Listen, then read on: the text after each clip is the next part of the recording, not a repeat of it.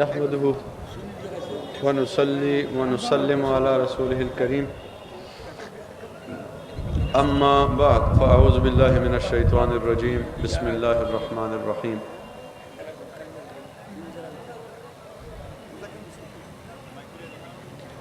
الحمد لله رب العالمين الرحمن الرحيم صدق الله العظيم وصدق رسوله النبي الكريم ونحن على ذلك لمن الشاهدين والشاكرين والحمد لله رب العالمين إن الله وملائكته يصلون على النبي يا أيها الذين آمنوا صلوا عليه وسلموا تسليما اللهم صل على محمد وآله وأصحابه وسلم صلى الله على سيدنا محمد وآله وأصحابه وسلم مولاي صل وسلم دائما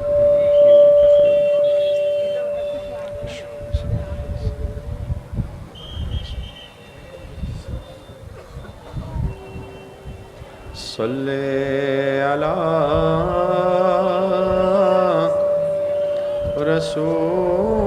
رسولنا صل على محمد صل على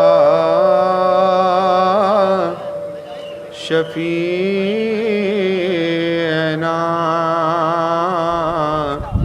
صل على محمد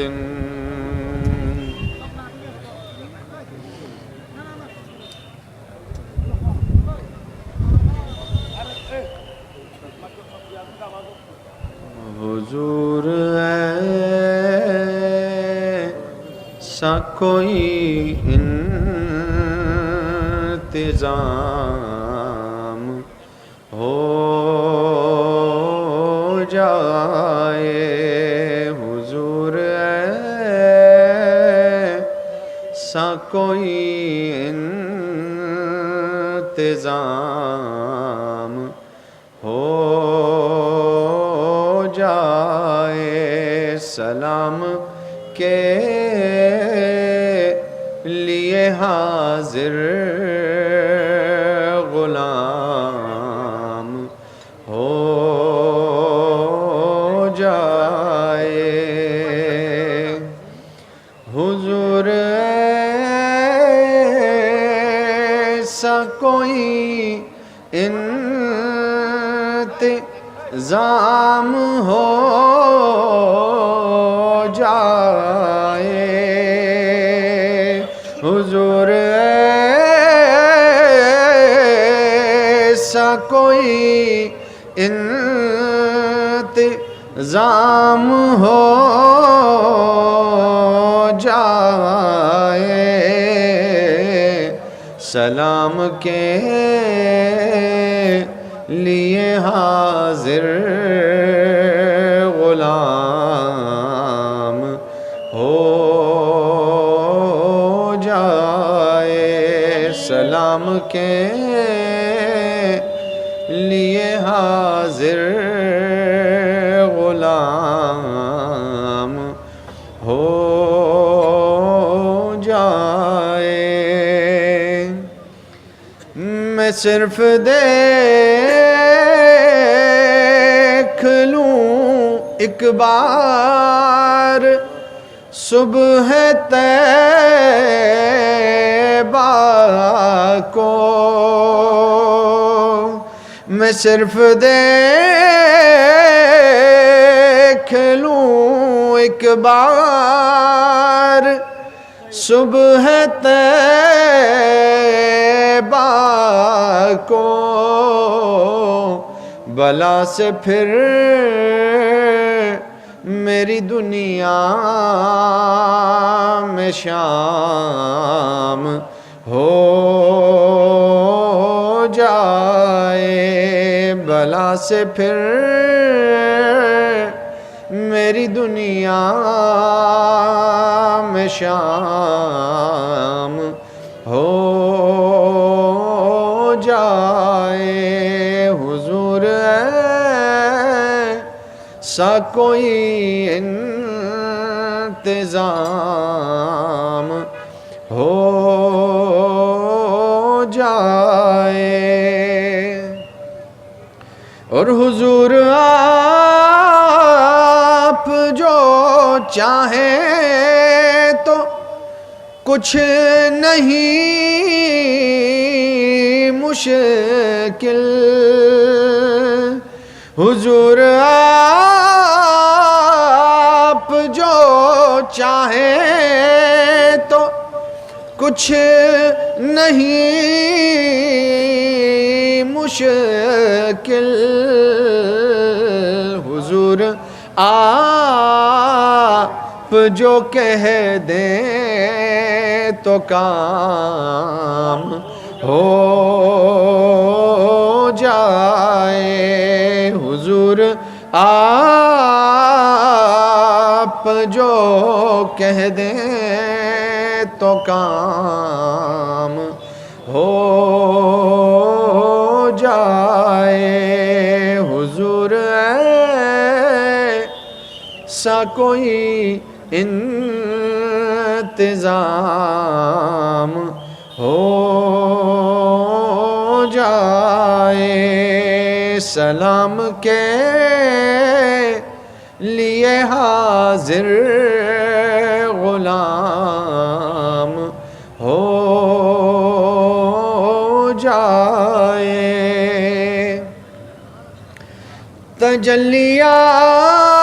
تجلیات سے بھر لوں میں کاسہ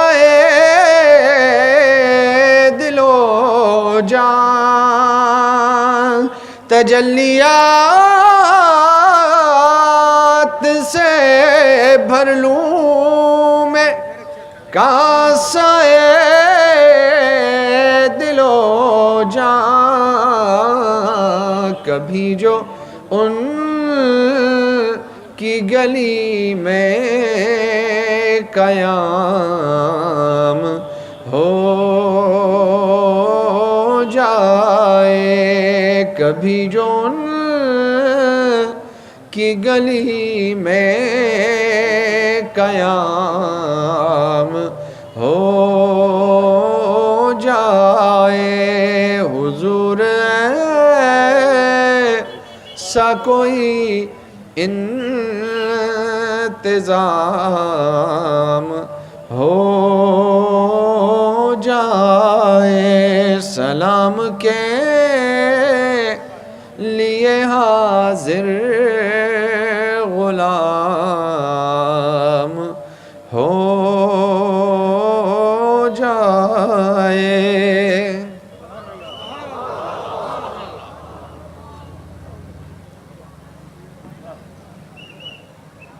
میرے نہایت ہی قابل احترام علماء کرام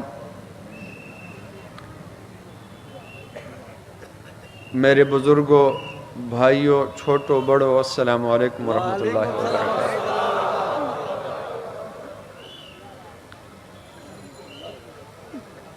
الحمدللہ اعلیٰ حضرت نے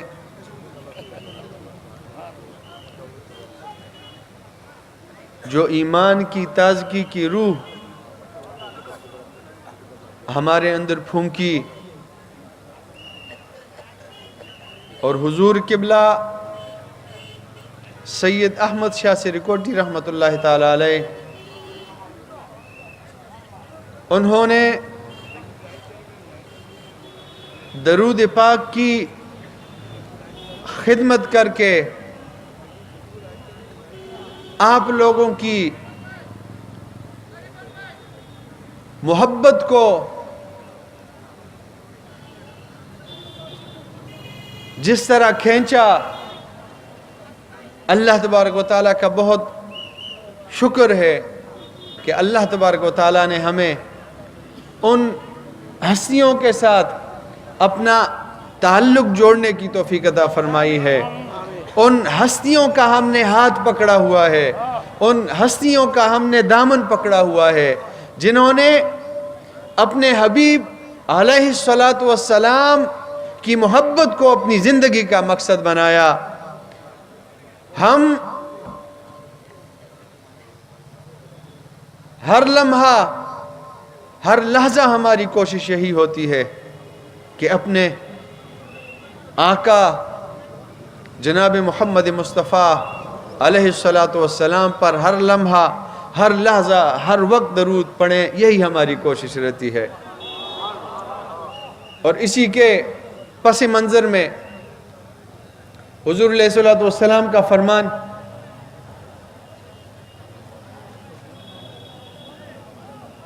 کہ قیامت کے دن میرے سب سے زیادہ قریب وہ شخص ہوگا جو مجھ پر سب سے زیادہ درود بھیجنے والا ہوگا۔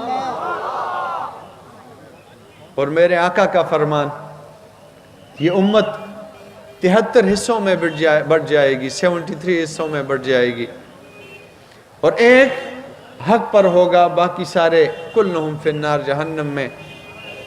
تو حضرت امام زین العابدین رضی اللہ تعالی عنہ سے کسی نے پوچھا امام آپ بتائیے اتنے حصوں میں امت بٹ جائے گی، اتنے فرقے بن جائیں گے، تو حق پر کون لوگ ہوں گے؟ حضرت امام زین العابدین نے فرمایا حق پر وہ لوگ ہوں گے جن کا نام اہل سنت و جماعت ہوگا۔ اللہ اکبر، یا رسول اللہ۔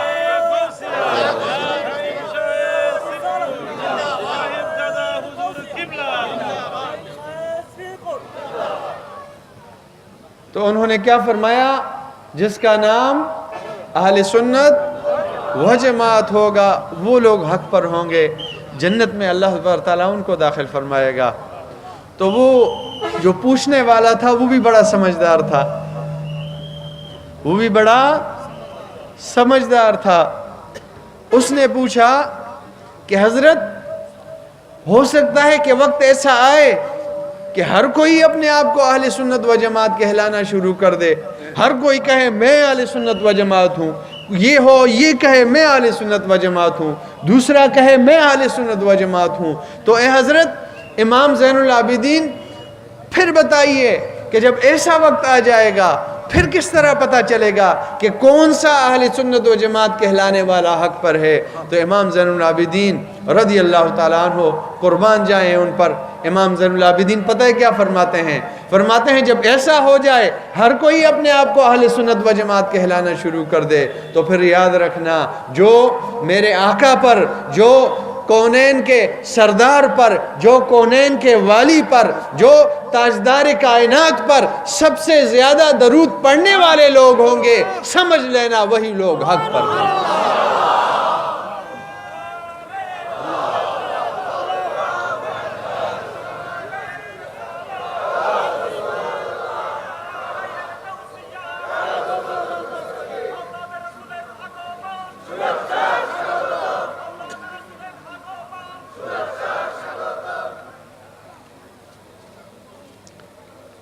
تو بات یہ ہے کہ اللہ تبارک و تعالیٰ نے ہمیں جو رستہ عطا فرمایا ہے، اللہ تبارک و تعالیٰ نے ہمیں جس رستے پر لگایا ہے درود والا رستہ، یہی جان لے امام زین العابدین کی طرف سے آپ کو مجدہ اور آپ کو یہ خبری ہے کہ یہی اس بات کا ثبوت ہے کہ الحمدللہ حق پر اگر کوئی ہے تو وہ یہی جماعت ہے۔ الحمدللہ اللہ تبارک و تعالی ہمیں حبیب علیہ الصلوۃ والسلام آقا دو جہاں کی محبت نصیب فرمائے، اور یہ محبت صرف زبان کی حد تک نہ ہو کہ ہم زبان سے کہیں کہ ہمیں محبت ہے، ہمیں محبت ہے، نہیں، جہاں پر نبی کے نام پر اپنے آپ کو قربان کرنے کا موقع آئے تو وہاں پر بھی اللہ تبارک و تعالی ہمیں توفیق دے کہ ہم پیچھے نہ ہٹیں۔ جہاں پر نماز پڑھنے کی باری آئے نماز پڑھنے کی باری آئے تو پھر محبت کا تقاضا یہ ہے کہ جب نماز کا وقت آئے سب سے پہلے نماز پڑھنے والے ہم ہی ہوں.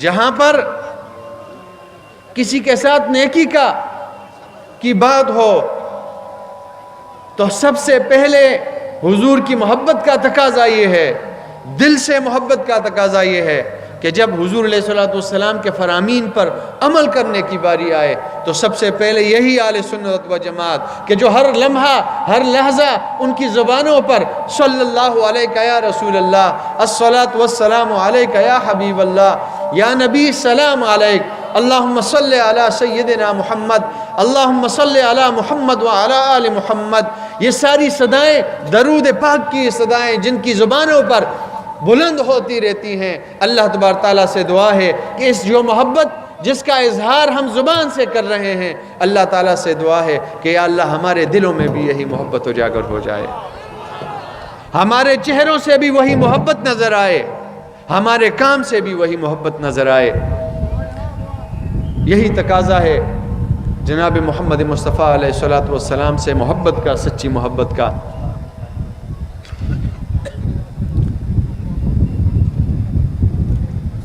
میری جو بھاشا ہے آپ بوشون سمجھ آتی ہے, تھوڑا تھوڑا زیادہ زیادہ تھوڑا تھوڑا ٹھیک ہے.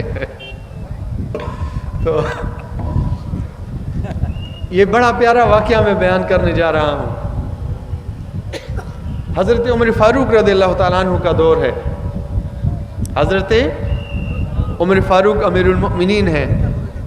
اس کو تھوڑا سا وہ پنکھے کو آنکھوں میں وہ پڑتا ہے تو آنکھیں دکھتی ہیں. بس بس بس. تو حضرت عمر فاروق رضی اللہ تعالیٰ عنہ کا دور ہے. یہ آہستہ آہستہ اس لیے بول رہا ہوں تاکہ آپ کو سمجھ آ سکے. حضرت عمر فاروق رضی اللہ تعالیٰ عنہ کا دربار لگا ہوا ہے, تابعین بھی بیٹھے ہوئے ہیں, صحابہ بھی بیٹھے ہوئے ہیں. تو دو بھائی ہیں, وہ ایک آدمی کو, ایک نوجوان کو لے کر آتے ہیں حضرت عمر فاروق رضی اللہ تعالیٰ عنہ کی بارگاہ میں, ان کے دربار میں, اور آتے ہیں تو کہتے ہیں کہ اس نے ہمارے باپ کو قتل کیا, اس شخص نے ہمارے باپ کو, والد کو قتل کیا ہے, لہٰذا ہمیں اس کا فیصلہ کر دیجئے, ہمیں اس کا بدلہ چاہیے. تو حضرت عمر فاروق رضی اللہ تعالیٰ عنہ نے اس سے پوچھا کہ واقعی تم نے ان کے باپ کو قتل کیا ہے؟ تو وہ آدمی نے, وہ نوجوان کہتا ہے ہاں واقعی میں نے ان کے باپ کو قتل کیا ہے, میں نے ان کے باپ کو قتل کیا ہے واقعی. لیکن بات یہ ہے کہ میں بہت دور سے سفر کر کے آ رہا ہوں, میری اونٹنی تھی, جمل کو کیا کہتے ہیں, میرا اونٹ تھا, تو وہ اونٹ آ رہا تھا, بھوک لگی ہوئی تھی, کہیں پر سبزہ تھا, سبزہ, تو اس سبزے میں یہ اونٹ میرا چلا گیا اور اس نے اس سبزے سے کھانا شروع کر دیا. تو ان کا جو باپ ہے, والد ہے, وہ آیا اور غصے سے پتھر اٹھایا اور پتھر اس کے سر پر مار دیا. اس کی جو آنکھ ہے وہ ضائع ہو گئی, اس کی آنکھ ختم ہو گئی. کہتے ہیں مجھے بھی غصہ آیا, میں نے وہی پتھر اٹھایا, اس کو مارا, لیکن وہ ایسی جگہ پر لگ گیا کہ جس کی وجہ سے اس کی موت واقع ہو گئی, وہ مر گیا. میرا ارادہ قتل کرنے کا نہیں تھا, لیکن میں نے غصے میں جب مارا تو وہ اس کے ایسی جگہ پر لگ گیا کہ جس کی وجہ سے وہ فوت ہو گیا. واقعی میں نے اس کو قتل کیا ہے. لیکن اے امیر المؤمنین, بات یہ ہے کہ میرا جہاں پر گھر ہے وہاں پر میرا ایک بھائی ہے, اس نے مجھے ایک امانت دی تھی. امانت جانتے ہیں, ایک امانت دی تھی. صرف میرے کو معلوم ہے, مجھے ہی معلوم ہے کہ وہ امانت کہاں پر رکھی ہے, میں نے وہ امانت کہاں پر رکھی ہے. آپ اگر مجھے 3 دن کا وقت دے دیں, 3 دن کی مہلت دے دیں, اگر 3 دن کی مہلت دے دیں, 3 دن کی مہلت دے دیں, تو میں وہ امانت اپنے بھائی کو واپس کر کے واپس آ جاؤں گا. پھر آپ مجھے جو سزا دینا چاہیں وہ سزا آپ مجھے دے دیں۔ تو امیر المؤمنین جناب عمر فاروق رضی اللہ تعالیٰ عنہ نے فرمایا کہ تمہیں اجازت تو دے دی جائے گی، اجازت مل جائے گی 3 دن کی، لیکن کوئی ضمانت تو لے آؤ، کوئی ضمانت ہی لے آؤ۔ اس کو بھی ضمانت ہی گرینڈی، کوئی گرینڈی لے آؤ تو تب تمہیں اجازت ملے گی، ویسے نہیں ملے گی۔ اب مدینے کا دربار ہے، محمد مصطفیٰ کا شہر ہے، وہ جو نوجوان ہے وہ دیکھ رہا ہے، ایک کے منہ کو دیکھتا ہے، دوسرے کے منہ کو دیکھتا ہے، دوسرے کے چہروں کو دیکھتا ہے، سب کے چہروں کو دیکھ رہا ہے، لیکن کوئی ضمانت دینے والا نہیں ہے۔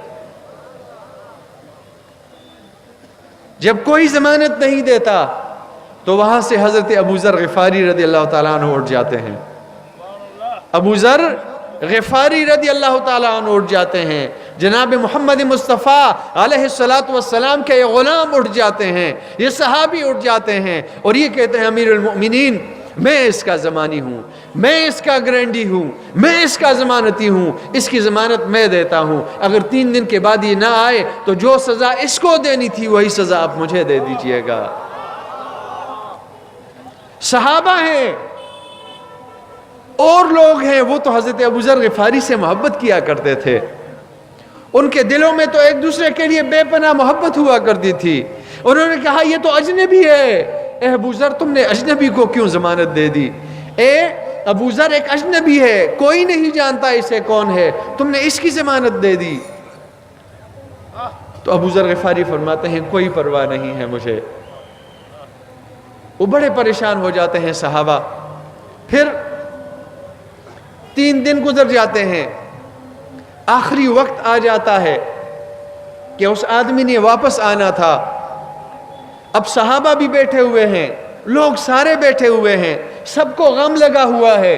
کس چیز کا غم لگا ہوا ہے؟ کہ وہ ہستی کہ جنہوں نے اپنی آنکھوں سے محمد مصطفیٰ کا دیدار کیا تھا، جنہوں نے اپنی ان آنکھوں سے حضور علیہ السلام کا ساتھ دیا تھا، جنہوں نے صحابیت کا شرف حاصل کیا تھا، اگر وہ آدمی نہ آئے تو آج یہ ہمارا جن سے ہم محبت کرتے ہیں حضور کا صحابی یہ ہم سے جدا ہونے والا ہے۔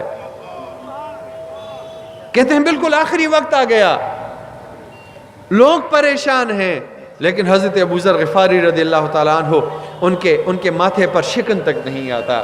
حضرت ابو ذر غفاری رضی اللہ تعالیٰ عنہ کو کوئی پریشانی نہیں ہے۔ جب بالکل آخری وقت آ جاتا ہے، میری بات کو سمجھ رہے ہیں تھوڑی؟ جب بالکل آخری وقت آ جاتا ہے کہ ابھی فیصلہ ہونا ہے تو دیکھتے ہیں دور سے، اس کو دھوڑ کو کیا کہتے ہیں؟ نہیں، دھوڑ جو اٹھتے ہی بالو، جب دور سے دیکھتے ہیں وہاں سے بالو اٹھ رہا ہے، ایک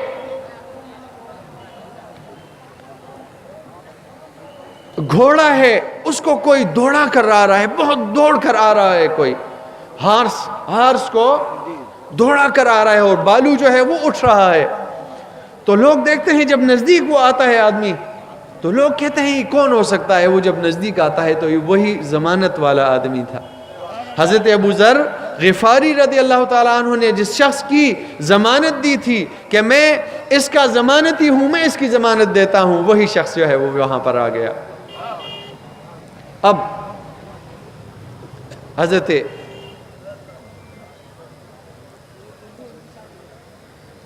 عمر فاروق رضی اللہ تعالیٰ عنہ انہوں نے حضرت ابو ذر غفاری رضی اللہ تعالیٰ عنہ سے پوچھا کہ ابو ذر تمہاری جان تو بچ گئی، لیکن بات یہ ہے کہ وہ کیا چیز تھی، وہ کیا سوچ تھی جس نے تمہیں اس بات پر آمادہ کر دیا کہ وہ تو اجنبی تھا، وہ تو تمہارے ہاتھوں سے ہمارے ہاتھوں سے نکل گیا تھا، کوئی اسے نہیں جانتا تھا، تم نے ایک اجنبی کی ضمانت کس طرح دے دی؟ تم نے ایک اجنبی کے بارے میں کس طرح دے دیا کہ اجنبی اس کی ضمانت میں دیتا ہوں، اگر نہ آیا جو سزا دینی ہے مجھے دے دو؟ تم نے کس طرح یہ بات کہی؟ تم کس طرح اس بات پر آمادہ ہو گئے؟ تو حضرت ابو ذر غفاری قربان جائیں ان پر، پتہ ہے انہوں نے کیا جواب دیا؟ وہ کہتے ہیں امیر المؤمنین محمد مصطفیٰ کے شہر میں، مصطفیٰ کریم کے مدینے میں ایک اجنبی آیا تھا اور اس نے ضمانت مانگی تھی. اگر کوئی ضمانت نہ دیتا اور میں بھی نہ دیتا تو پھر قیامت تک لوگ محمد مصطفیٰ کے مدینے کو تانا دیا کرتے کہ ایک اجنبی آیا تھا، اس نے تو ضمانت مانگی تھی لیکن اس اجنبی کو مصطفیٰ کے شہر میں ضمانت دینے والا کوئی نہیں ملا. لہٰذا میں نے کہا میری جان چلی جائے، میری جان چلی جائے مصطفیٰ کے مدینے پر، میری جان چلی جائے مصطفیٰ کے شہر پر، لیکن مصطفیٰ کے شہر پر کوئی آنچ نہیں آنی چاہیے، کوئی بدنامی نہیں آنی چاہیے. مصطفیٰ کے شہر کو کوئی قیامت تک تانا دینے والا کوئی نہ رہے. اس لیے میں نے کہا میری جان چلی جائے گی لیکن مصطفیٰ کے شہر کو کوئی بدنام نہ کروائے.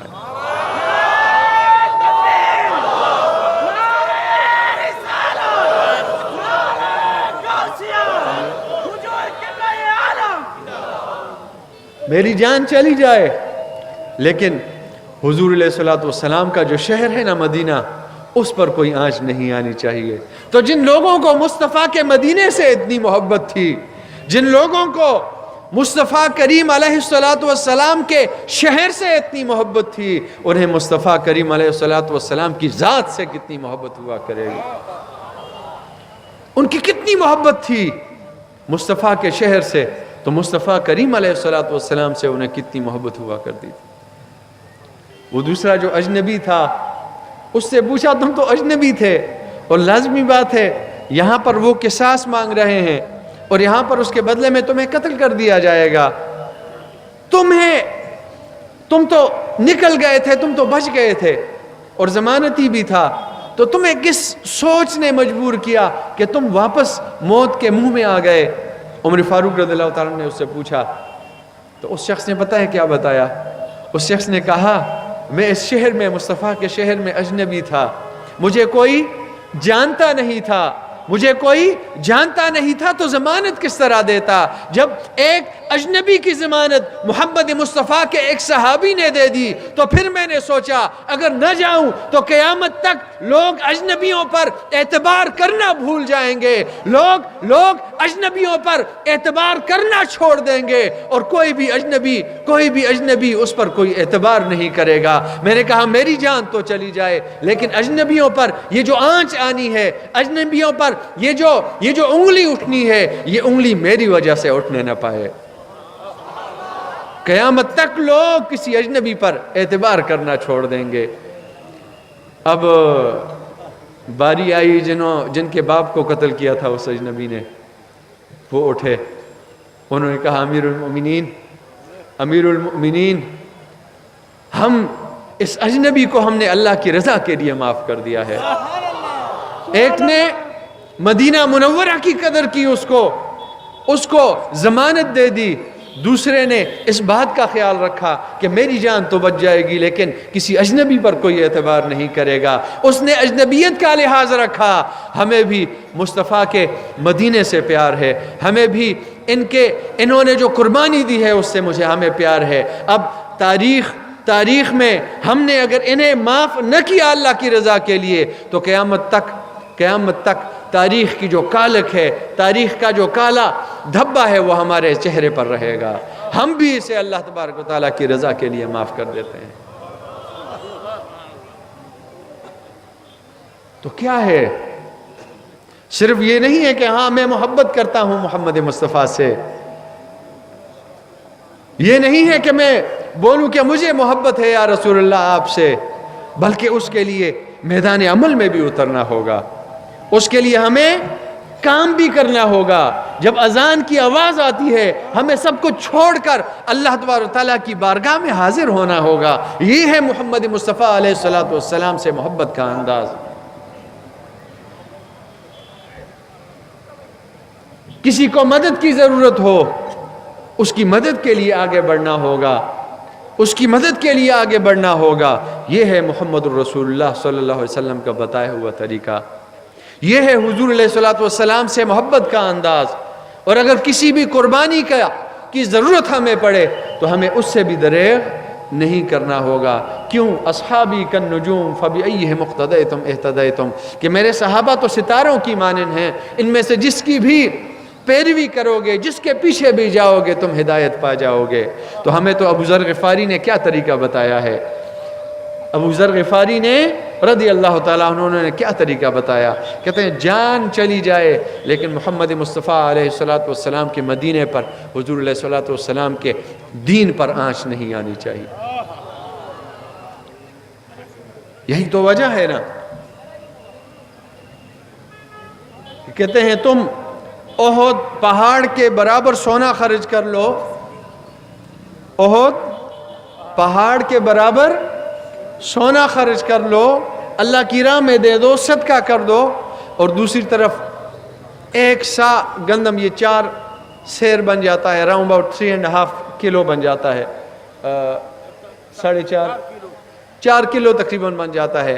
کہتے ہیں ایک صحابی صرف 4 کلو گندم دے دیں، 4 کلو جو اللہ تعالیٰ کی راہ میں خرچ کر دیں، اور تم احد پہاڑ کے برابر سونا، احد پہاڑ کہتے ہیں 30 کلومیٹرز، کتنا؟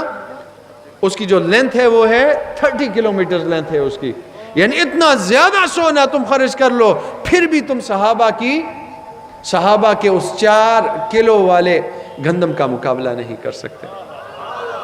اور پتہ ہے آپ لوگوں کو، اس لیے تو بات کیا چیز تھی، بات یہی تھی کہ انہیں اگر چیز کوئی محبوب ہوتی تھی، جس چیز کو پرائرٹی دیتے تھے، جس چیز کو ترجیح دیتے تھے، تو وہ اگر ترجیح دیتے تھے تو وہ حضور علیہ السلام کی محبت کو ترجیح دیتے تھے، حضور علیہ السلام کے فرمان کو صحابہ ترجیح دیتے تھے۔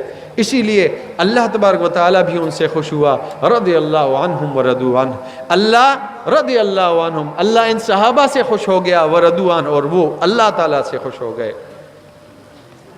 اور یاد رکھیں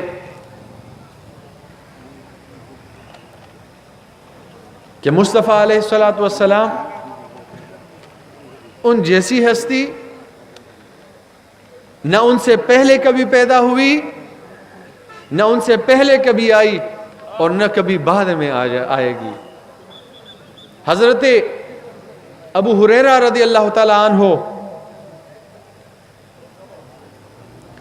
وہ صبح کی نماز پڑھنے کے بعد مدینہ منورہ کے چوک میں، مدینہ منورہ کے چوک میں کھڑے ہو کر پتہ ہے لوگوں سے کیا پوچھا کرتے تھے؟ لوگوں سے پوچھا کرتے تھے کہ اے میرے بھائی، کوئی گزرتا تھا ادھر آؤ، وہ آ جاتا تھا، ان سے پوچھتے تھے تم نے محمد مصطفیٰ کو دیکھا ہے؟ تم نے میرے آقا کو دیکھا ہے؟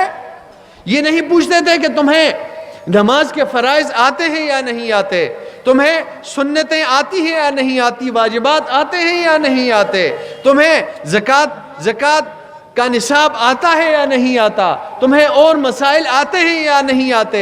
اگر پوچھتے تھے تو صرف ایک بات پوچھا کرتے تھے، تم نے محمد مصطفیٰ کا دیدار کیا ہے کہ نہیں کیا، تم نے مصطفیٰ کریم کو دیکھا ہے کہ نہیں دیکھا، ان آنکھوں سے تم نے ان کے حسن کے جو جلوے ہیں انہیں دیکھا ہے کہ نہیں دیکھا۔ اور اگر کوئی کہتا کہ میں نے دیکھا ہے تو حضرت ابو ہریرہ اس سے بیان کرتے کہ جاؤ، تمہارے ساتھ مجھے کوئی کام نہیں ہے۔ جو یہ کہہ دیتا کہ نہیں میں نے نہیں دیکھا محمد رسول اللہ کو، مجھے یہ شرف حاصل نہیں ہوا کہ مصطفیٰ کریم کے جلووں کو دیکھ سکوں، حضرت ابو ہریرہ رضی اللہ تعالیٰ عنہ فرماتے ہیں ہاں تمہارے ساتھ کام ہے۔ کیا فرماتے اس سے؟ آؤ تمہیں بتاؤں میرے مصطفیٰ کیسے تھے، آؤ تمہیں بتاؤں کہ مصطفیٰ کریم کیسے تھے، میرے آقا ان کا چہرہ مبارک کیسا تھا، حضور جب بولتے تھے تو کس طرح بولا کرتے تھے، حضور علیہ السلام جب مسکراتے تھے تو کس طرح مسکراتے تھے، حضور علیہ السلام کی آنکھیں مبارک کیسی ہوا کرتی تھیں، حضور علیہ السلام کے بال مبارک کیسے ہوا کرتے تھے، حضور علیہ السلام جب چلتے تھے تو کس طرح چلا کرتے تھے، وہ حضور علیہ السلام جب وعظ فرمایا کرتے تھے تو کس طرح فرمایا کرتے تھے، حضور کی ادائیں کس طرح ہوا کرتی تھیں۔ آؤ تمہیں بتاؤں محمد مصطفیٰ کی سیرت کو چھوڑو، محمد مصطفیٰ کی صورت کیا ہوا کرتی تھی۔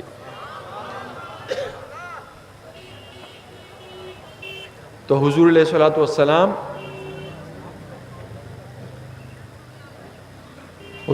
السلام جیسا اللہ تبارک و تعالیٰ نے نہ کبھی پہلے پیدا کیا ہے نہ ان کے بعد کوئی آ سکتا ہے۔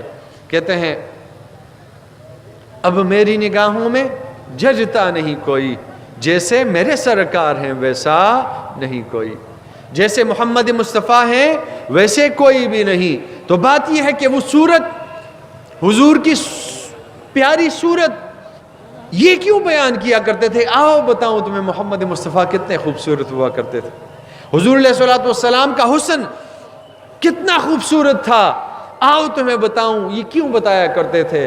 اس لیے بتایا کرتے تھے کہ سب سے پہلے حضور علیہ الصلوۃ والسلام کی ذات اتنی خوبصورت تھی، حضور علیہ الصلوۃ والسلام کی ہر ادا اتنی پیاری ہوا کرتی تھی۔ حضور علیہ الصلوۃ والسلام کو اللہ تبارک و تعالیٰ نے پردوں میں بھی وہ حسن عطا فرمایا تھا، وہ حسن عطا فرمایا تھا کہ جو ایک دفعہ دل کی آنکھ سے حضور علیہ الصلوۃ والسلام کا دیدار کر لیتا تھا، وہ پھر اپنے آپ کو حضور علیہ الصلوۃ والسلام کے جان پر، حضور علیہ الصلوۃ والسلام کے نام پر قربان کر دینے کے لیے تیار ہو جاتا تھا۔ تو جب صورت سے ہمیں محبت پیدا ہو جائے گی، حضور کی صورت سے جب محبت پیدا ہو جائے، پتہ چل جائے کہ حضور جیسا سونا اور کوئی نہیں ہے، حضور جیسا حسین اور کوئی نہیں ہے، حضور جیسا جمیل کوئی اور نہیں ہو سکتا، جب پتہ چل جائے کہ محمد مصطفیٰ کتنے خوبصورت ہوا کرتے تھے، حضور علیہ الصلوۃ والسلام کا چہرہ انور کتنا تھا، خوبصورت تھا، حضور علیہ الصلوۃ والسلام کی ہر ادا کتنی خوبصورت ہے، جب اس سے پیار ہو جائے تو دل میں پھر محبت پیدا ہو جاتی ہے کہ جو اتنا پیارا ہے، جس کی ہر ادا اتنی پیاری ہے، پھر اس کی ہر ادا پر عمل کرنے کو بھی جی چاہتا ہے۔ یا رسول اللہ،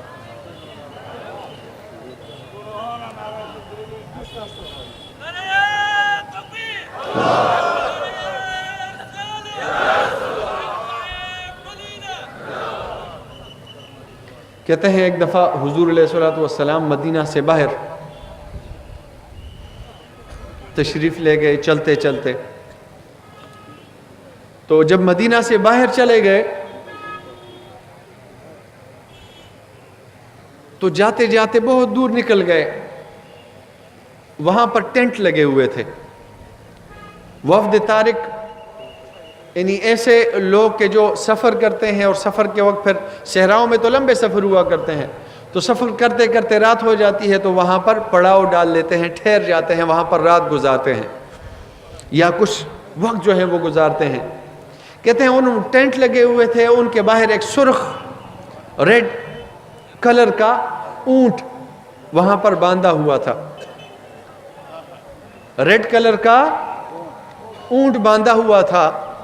تو جب حضور علیہ الصلوۃ والسلام نے اس اونٹ کو دیکھا، یہ ریڈ کلر کا جو اونٹ ہوتا ہے یہ عربی اسے بہت زیادہ پسند کرتے ہیں، بہت خوبصورت ہوتا ہے، ہاں اس کی قیمت بھی بہت زیادہ ہوا کرتی ہے، تو بہت خوبصورت اونٹ تھا، حضور علیہ الصلوۃ والسلام کو بھی پسند آیا۔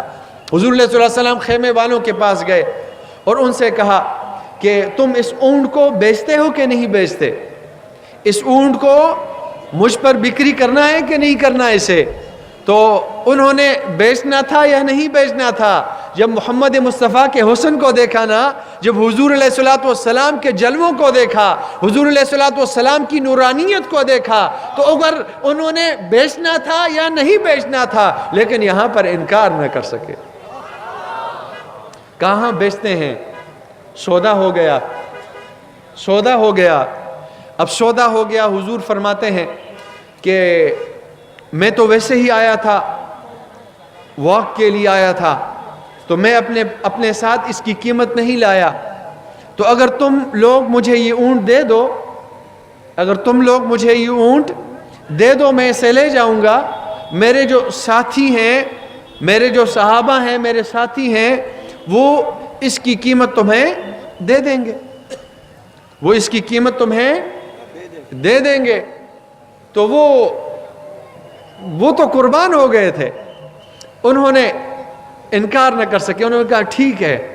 حضور علیہ الصلوۃ والسلام اب جا رہے ہیں، تو انہوں نے اپنے سینوں پر اپنے ہاتھ رکھے ہوئے ہیں، اپنے دلوں پر اپنے ہاتھ رکھے ہوئے ہیں۔ کوئی کہتا ہے خوبصورت ہستی تھی, کتنا خوبصورت انسان تھا. اذا ضحک رؤیا کالنور یخرج من بین ثنایا, کہ جب وہ ہنسا کرتا تھا, جب وہ مسکراتا تھا تو اس کی دانتوں سے, ان کے دانتوں سے رؤیا کالنور, ایک نور نکلا کرتا تھا. یخرج من بین ثنایا ہو, ان کے دانتوں سے ایک نور جاری ہوا کرتا تھا. دوسرا کہتا ہے اذا تکلم کان یتلعلع فی الجدر, کہتے ہیں جب وہ بات کرتا تھا تو ایک نور نکلتا تھا, ایک شعاع نکلتی تھی کہ جس کی وجہ سے سامنے جو دیوار تھے, سامنے جو پہاڑ تھے, سامنے جو بھی چیز ہوتی تھی وہ روشن ہو جایا کرتی تھی, اس کی روشنی اس پر پڑا کرتی تھی. وہ کہتے ہیں دلوں پر ہاتھ رکھا ہوا ہے, حضور جا رہے ہیں اور سارے لوگ انہیں دیکھ رہے ہیں. اب آخر میں حضور جب نظر سے اوجھل ہو گئے, حضور علیہ السلام اب نظر نہیں آ رہے, پھر ہوش میں ہوش آیا کہ ہم تو اس کو جانتے بھی نہیں ہیں, ہم تو اس کو جانتے بھی نہیں ہیں کہ یہ کون ہے, یہ تو لے کر چلا گیا, اب کیا ہوگا.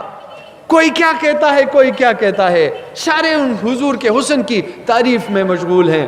تو کہتے ہیں ایک شخص نے کہا جاتے جاتے, لگتا اس طرح ہے کہ وہ تمہارے اونٹ کو ہتھیا کر لے گیا ہے, تم سے اونٹ چرا کر لے گیا ہے, لگتا اس طرح ہے. اب اس نے جب یہ بات کہی, اس شخص نے جب یہ بات کہی نا, وہ پریشان ہو گئے سارے. تو وہاں پر جو وفد تھا, اس کا جو ہیڈ تھا, سردار, وہ جو لوگ آئے ہوئے تھے, قبیلہ آیا ہوا تھا, ان کا جو سردار تھا, اس کی جو بیوی تھی وہ خیمے میں بیٹھی ہوئی تھی, اور یہ سارا منظر اس نے دیکھا. حضور جب آئے اس کو بھی دیکھا, حضور جب جا رہے تھے اس کو بھی دیکھا, یہ جو باتیں کر رہے ہیں حضور کے حسن کی تعریف کر رہے ہیں, اس کو بھی وہ سن رہی ہے. لیکن جب ایک شخص نے یہ کہہ دیا کہ وہ اونٹ چرا کر لے گیا ہے, لگتا اس طرح ہے, اب وہ واپس نہیں آئے گا, تو اس نے وہ خیمے سے باہر نکل گئی وہ عورت, اور اس نے کہا کوئی یہ نہ کہے, کوئی یہ نہ کہے کہ وہ اونٹ کو چرا کر لے گیا ہے.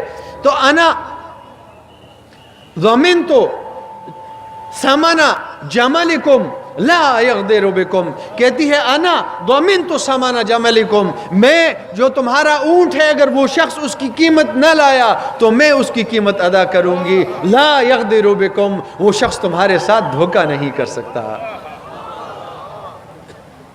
تو کہتے ہیں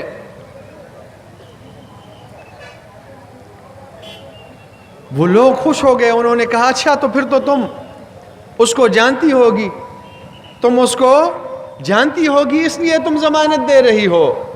وہاں پر حضرت ابو ذر غفاری نے بھی ضمانت دی تھی, یہاں پر یہ عورت بھی ضمانت دے رہی ہے, وہاں پر بھی اجنبی. اس سے کہا پھر تم جانتی ہوگی, کہتی ہے اللہ کی قسم میں بھی نہیں جانتی اسے. تو کہتے ہیں پھر کیا وجہ ہے, کس وجہ سے تم کہہ رہی ہو کہ وہ تمہیں دھوکہ نہیں دے گا. کہتے ہیں اتنی خوبصورت, اتنی نورانی ہستی جس کی ہو, اتنا خوبصورت چہرہ جس کا ہو, جو بات کرتا ہو تو اس کی بات میں اتنی تاثیر ہو, جو اتنا خوبصورت ہو, جو اتنا حسین ہو, وہ کبھی دھوکہ نہیں دے سکتا.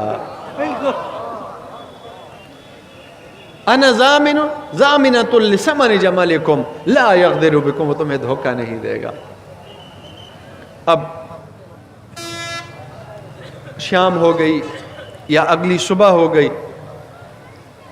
تو اس وقت حضور علیہ الصلوۃ والسلام نے صحابہ کو بھیجا, کھجوریں دی, کچھ کھجوریں دی کہ یہ جو تمہارا اونٹ ہے اس کی قیمت ہے, اور باقی جو کھجوریں ہیں یہ اس کی قیمت نہیں ہے, بلکہ یہ تمہاری مہمان نوازی ہے, تم ہمارے مہمان ہو, یہ تمہاری مہمان نوازی ہے. انہوں نے کہا کہ اس کی قیمت کو چھوڑ دو, ان ساری چیزوں کو چھوڑیے, ہمیں یہ بتا دیجئے کہ تمہارا وہ سردار رہتا کہاں پر ہے. انہوں نے کہا ہمارا وہ سردار یہاں نزدیک ہی مدینہ ہے, مدینہ کے نخلستان میں رہا کرتا ہے. انہوں نے کہا ہم تو اس پر قربان ہو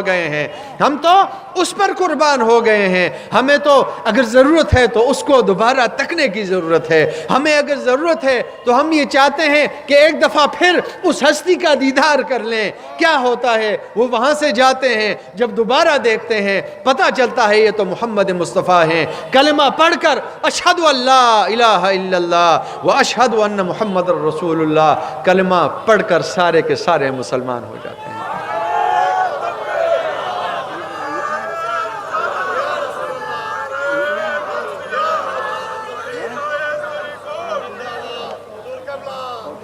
تو قربان جائیں. دل کرتا ہے نا ایسی مبارک ہستی پر، ایسی مبارک ہستی پر پھر ہم درود و سلام کے نذرانے بھیجیں. دل کرتا ہے نا تو پڑھ لیجئے الصلاۃ والسلام علیک یا رسول اللہ، الصلاۃ والسلام علیک یا حبیب اللہ، الصلاۃ والسلام علیک یا رحمۃ للعالمین وعلی آلک واصحابک یا شفیع المذنبین. اللہ تبارک تعالی ہمیں اپنے حبیب علیہ السلام کی صحیح سچی محبت عطا فرما دے. ایسی محبت کہ جو محبت ہمیں عمل پر بھی آمادہ کر دے. ختم ہو گئی؟ تو اللہ تعالیٰ سے یہی دعا ہے اللہ تبارک تعالیٰ ہماری اس حاضری کو قبول فرمائے، اور جن کی محبت میں ہم یہاں پر جمع ہوئے ہیں، ہم جن کی محبت میں جمع ہوئے ہیں، ان کی محبت کے صدقے اللہ تبارک تعالیٰ ہمیں اپنے آقا علیہ الصلوۃ والسلام